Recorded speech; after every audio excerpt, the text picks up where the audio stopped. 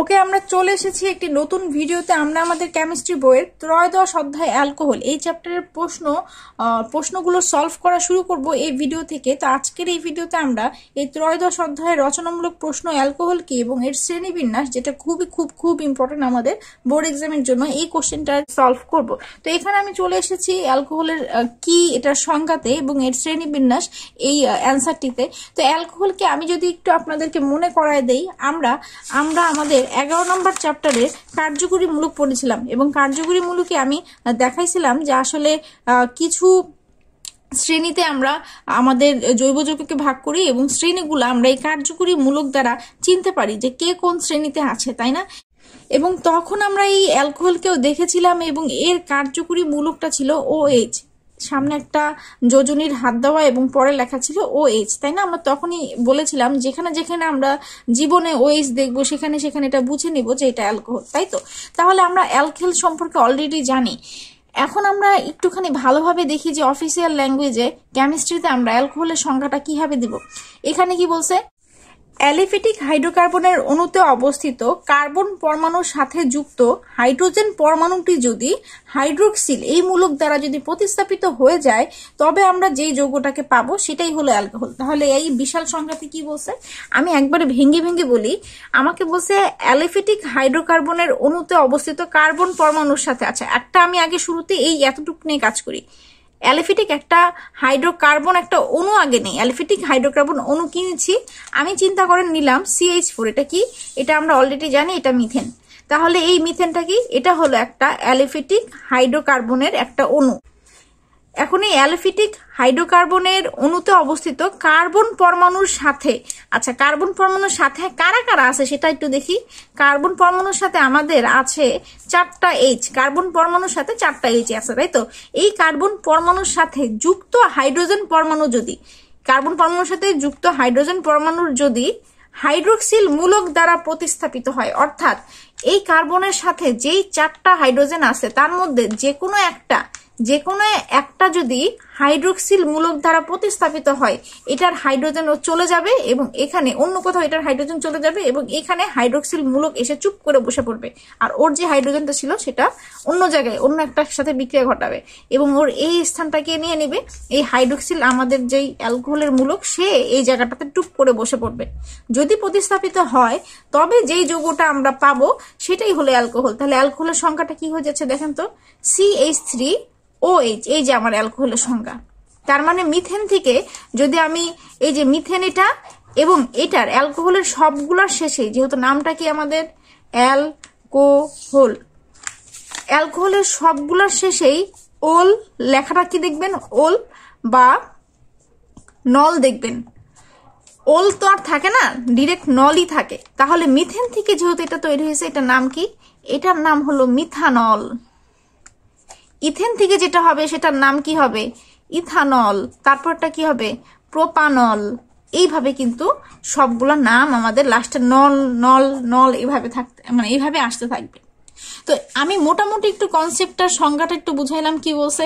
একটা অ্যালিফেটিক এটা শুধুমাত্র মিথেন না, এখানে আপনার ইথেনও হইতে পারে, অন্য কিছু হইতে পারে, যে কোনো কিছু হইতে পারে, ঝামেলা নাই, একই জিনিস, ঠিক আছে?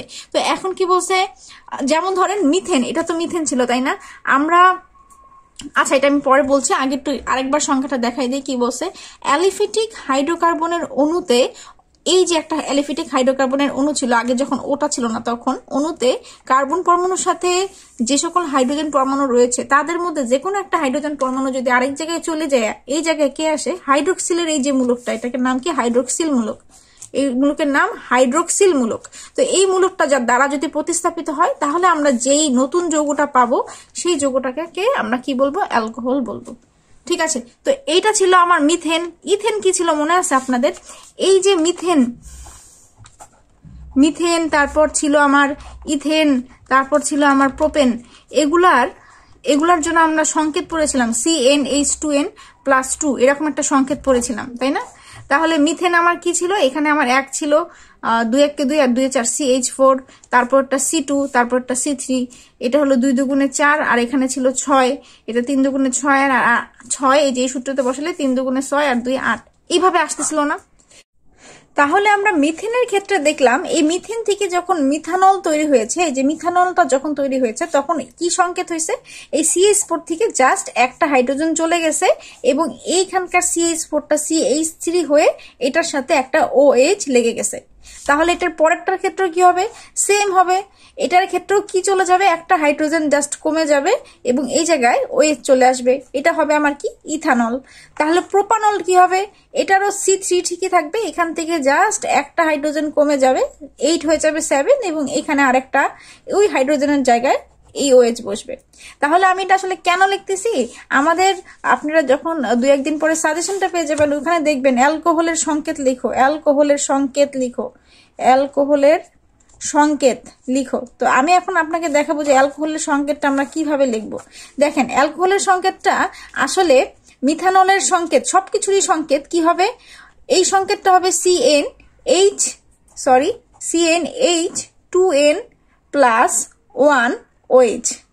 আমি এটা আবার ক্লিয়ারলি লিখবো, আমি একটুখানি এখানে এই পেজটাতে একটু দেখা যায়, CnH2n + 1 এবং সাথে আরো কে আছে, আরো এই OH-টা আছে। তার মানে আমাদের অ্যালকেনের সংকেত কি ছিল, CnH2n + 2 এবং আমাদের অ্যালকোহলের সংকেত হলো CnH2n, এখানকার একটা হাইড্রোজেন কমে গেছে আর এক্সট্রা ভাবে OH আসছে। দেখেন প্রত্যেকটা এই যে অ্যালকোহলের সংকেত আমি বললাম CnH2n + 1 এর সাথে OH, প্রত্যেকটা এটাই ফলো করছে। দেখেন যখন এটার মান 1 তখন 2 আর 1 3, দেখছেন এটার মান যখন 2 তখন 2 দুগুণে 4 আর 1 5 সাথে OH, এটার মান যখন 3 দুগুণে 6 আর 1 7, এই যে মানটা এসে পড়ছে। তাহলে আমাদের অ্যালকোহলের সংকেত হলো এটা। তাহলে আমি একটু ক্লিয়ারলি লিখে দিচ্ছি, এই কোশ্চেনটা আপনারা দেখবেন আপনাদের সাজেশনে থাকবে, অ্যালকেনের সংকেত এবং অ্যালকোহলের সংকেত লিখো, এই কোশ্চেনটা আছে এবং সেই কোশ্চেনটাতে আমি এই ভিডিওর লিঙ্কটাই দিয়ে দিব, যেহেতু আমি শুরুর দিকে এটা বলে দিলাম। তো অ্যালকেনের সংকেত কি, CnH2n + 2, এটা আমরা জানি, আজকে এখন থেকে জানেন। অ্যালকোহলের সংকেত H2n + 1, একটা জাস্ট কম সাথে OH যোগ, CnH2n + 1 OH, এটা হলো আমাদের অ্যালকোহলের সংকেত। তো এইখানে আমি কিন্তু আপনাদেরকে ক্লিয়ারলি ওই অতি সংক্ষিপ্ত প্রশ্নের অ্যান্সারটাও প্রোভাইড করে ফেললাম। তো এই ছিল আমাদের মোটামুটি অ্যালকোহলের সংকেত, অ্যালকেনের সংকেত। আমি একটুখানি এই কোশ্চেনটা থেকে বাইরে যেয়ে পড়ালাম, যেহেতু এটা আমাদের বোর্ড এক্সামের জন্য এই অতি সংক্ষিপ্তটা খুবই গুরুত্বপূর্ণ ছিল। আচ্ছা এখন আমি চলে আসতেছি, এটা তো আমি আশা করি যে এটা নিয়ে আর কোনো সমস্যা হবে না, জাস্ট একটা হাইড্রোজেন চলে যেয়ে প্রতিস্থাপিত হয়ে ওইখানে হাইড্রোক্সিল মূলক, আমি আবার বলতেছি এই মূলকটাকে বলে হাইড্রোক্সিল মূলক, ঠিক আছে, এটার নাম হলো হাইড্রোক্সিল মূলক, হাইড্রোক্সিল মূলক, ঠিক আছে এইটা। তো এখন দেখি আমাদের আর টাইম বেশিক্ষণ লাগবে না, এই পুরো প্রশ্নটা আসলে ইজি, পুরো চ্যাপ্টারটাই ইজি। তো অ্যালকোহলের কার্যকরী মূলক হাইড্রোক্সিল মূলক দিয়ে দিছে। এখন শ্রেণীবিন্যাসটা কিভাবে করব, অ্যালকোহলের অণুতে উপস্থিত হাইড্রোক্সিল মূলকের ভিত্তিতে অ্যালকোহলকে 4 ভাগে ভাগ করা হয়। এই যে ওর ভিতরে যে হাইড্রোক্সিল মৌলকটা থাকে এটার বেস করে আবার এই অ্যালকোহলকে আমরা 4টা ভাগে ভাগ করি, কি কি, মোনো, ডাই, ট্রাই, পলি। মোনো, ডাই, ট্রাই এবং পলি, এই যে 4টা ভাগে আমরা ভাগ করে ফেললাম। একটা হলো মোনোহাইড্রিক, একটা ডাইহাইড্রিক, একটা ট্রাইহাইড্রিক, একটা পলিহাইড্রিক অ্যালকোহল। আচ্ছা যেহেতু নামের একটা প্যাটার্ন বুঝতেছেন, নাম শুনেই বুঝে গেছেন যে আসলে ব্যাপারটা ইজি হবে, এত কঠিন হবে না। আপনাদের জানা আছে কিনা আমি জানি না, মোনো মানে কিন্তু আসলে 1, ডাই মানে 2, ট্রাই মানে কিন্তু 3 এবং পলি মানে কিন্তু 4। এই জিনিসটা না জানলেও, পলি মানে 4 না 4-এর অধিক, হ্যাঁ, পলি মানে অনেক, মোনো মানে 1, ডাই মানে 2, ট্রাই মানে 3, পলি মানে 4-এর অধিক, হ্যাঁ, বহু। এটার আরেকটা নাম বলতে পারেন বহু সংখ্যক থাকে, পলি কথাটার মানে এটা। তো এখন আমরা দেখি অ্যালকোহলের ক্ষেত্রে এই মোনো, ডাই, ট্রাই, পলিহাইড্রিক বলতে আসলে কি বোঝাচ্ছে। তো আমরা চলে এসেছি মোনোহাইড্রিক অ্যালকোহলের সংজ্ঞায়। দেখেন এখানে সংজ্ঞাটা এতটা সিম্পল, একটি মাত্র হাইড্রোক্সিল মূলকযুক্ত অ্যালকোহলকে মোনোহাইড্রিক অ্যালকোহল বলে। অর্থাৎ যেই আপনার অ্যালকোহলের ভিতরে শুধুমাত্র এই হাইড্রোক্সিল মূলকের সংজ্ঞাটা কয়টা, মাত্র একটা থাকবে হাইড্রোক্সিল মূলক, সেটাকে আপনি কি বলবেন, মোনোহাইড্রিক অ্যালকোহল। তাহলে যার ভিতরে এই হাইড্রোক্সিল মূলক কয়টা আছে, একটা, সেটা হলো মোনোহাইড্রিক অ্যালকোহল। এবং অলরেডি আমরা এরকম একটা কিন্তু একটু আগেই দেখছি যে CH3OH এখানেই মাত্র হাইড্রক্সিল মূলক একটা ছিল। তাহলে এটা কি, এখানকার যে আমরা উদাহরণটা পড়েছি মিথানল, এই মিথানলটা আমাদের মনোহাইড্রিক অ্যালকোহল হয়ে গেছে। তাহলে আমরা সহজেই বুঝতেছি এই হাইড্রক্সিলের সংখ্যা যখন 2টা হবে সেটা হবে আমার ডাইহাইড্রিক, এই হাইড্রক্সিল মূলকের সংখ্যা 3টা হলে ট্রাইহাইড্রিক, এবং যদি এই হাইড্রক্সিলের সংখ্যা 4টা কিংবা তার বেশি হয় তখন আমরা হয়ে যাবে সেই অ্যালকোহলটার নাম পলিহাইড্রিক। এবং এটাই এখানে সুন্দরভাবে লেখা আছে, দেখেন ডাইহাইড্রিক অ্যালকোহল কাকে বলে, 2টি হাইড্রক্সিল মূলকযুক্ত অ্যালকোহলকে ডাইহাইড্রিক অ্যালকোহল বলে। ঠিক আছে, একটু আগেরটা ছিল CH3OH। তো এবার আমরা এই ডাইহাইড্রিক অ্যালকোহলের যে উদাহরণটা দেখবো সেটা একটু দেখেন, ইথিলিন গ্লাইকল। এই ইথিলিন গ্লাইকলে CH2 মাঝখানে এবং হাইড্রক্সিল মূলক দেখেন এখানে একটা 2টা হাইড্রক্সিল মূলক।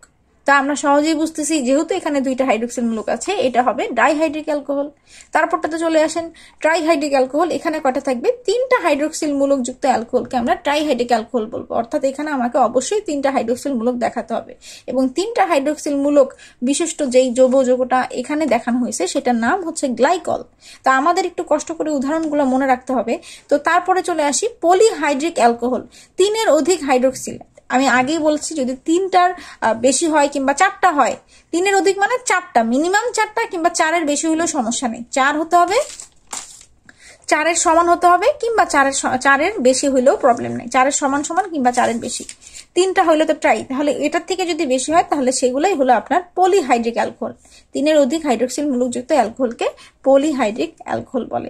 এটার জন্য একটা উদাহরণ দিয়ে দিছে, এবং এই উদাহরণটার নামটা হেক্সেন 1346 টেট্রাঅল। এটা তো মনে থাকবে না, মনে রাখার দরকার নেই, উদাহরণটা যদি পারেন লিখে দিয়ে আসবেন, একটু 2-1বার প্র্যাকটিস করলে মনে রাখতে পারবেন। তাহলে এইখানকার আসলে এইটার যদি একটুখানি আপনাদের মনে রাখার জন্য একটু সাহায্য করি, তাহলে দেখেন আসলে এখানে কি হয়েছে। এইখানে ভিতরে যেটা আছে, ভিতরের অংশটুকু এটার এই পাশে সরাই ফেলি, ভিতরের অংশটুকু হলো আমাদের CH, ঠিক আছে, এবং এটার C এর সাথে নিচে আছে OH, 2টা OH আছে, এবং এই পাশের C আরো একটা CH2 এর সাথে মিলছে, আর এই CH2 আবার আরেকটা CH2 এর সাথে মিলছে, এই পাশেও সেম কাহিনী, একটা CH2 এর সাথে মিলছে আর একটা CH2 এর সাথে মিলছে, এবং লাস্টের Cটা আবার OH এর সাথে মিলছে আরেকটা, এখানকার C আবার OH এর সাথে মিলছে। ঠিক আছে, তো এখানে মাঝখানের 2টা হলো CH, এই CH এর সাথে 2টা OH, এবং তার এই পাশেও 2টা CH2, এই পাশেও 2টা CH2, একবারে কর্নারেরটা আবার OH এর সাথে মিলছে। আপনি যদি এগুলো নাম দেন, এই কার্বনের নাম 1, এটার নাম 2, এটার নাম 3, এটার নাম 4, এটার নাম 5, এটার নাম 6, তাহলে একটু তাকায় দেখেন এখানে আসে 6টা কার্বন। আমরা জানি যে মিথেন, তারপরটা কি মিথেন, ইথেন, তারপর প্রোপেন, তারপর হলো বিউটেন, তারপর হলো পেন্টেন, 5 নাম্বারটা পেন্টেন, তারপরটা হলো হেক্সেন। এই যে তার মানে 6 নাম্বারটা 1 2 3 4 5 6 নাম্বারটা হলো আপনার হেক্সেন। তাহলে এটা হেক্সেন গ্রুপের একটা সদস্য, এবং এটার কোথায় কোথায় হাইড্রক্সিল মূলক আছে, 1 নম্বরে আছে, 3 নম্বরে আছে, 4 নম্বরে আছে, 6 নম্বরে আছে। এর জন্য এটাকে বলতেছে হেক্সেন 1 3 4 6 টেট্রাঅল। আমি বলেছিলাম অ্যালকোহলের শেষে অল অবশ্যই থাকবে, এর জন্য এটাকে হেক্সেন 1 3 4 6 টেট্রাঅল বলা হচ্ছে। এবং প্রত্যেকটা কার্বনের ভিতরে কিন্তু 4টা করে হাতি আছে, প্রত্যেকটা কার্বনের 4টা হাত আছে, এটাও দেখাই দিতে হবে। এগুলো আসলে আপনারা একাই বুঝবেন, তারপর আমি একটু হেল্প করে দেই। কোশ্চেন কিন্তু আমার আসলে এই পর্যন্ত অ্যান্সার আর নাই।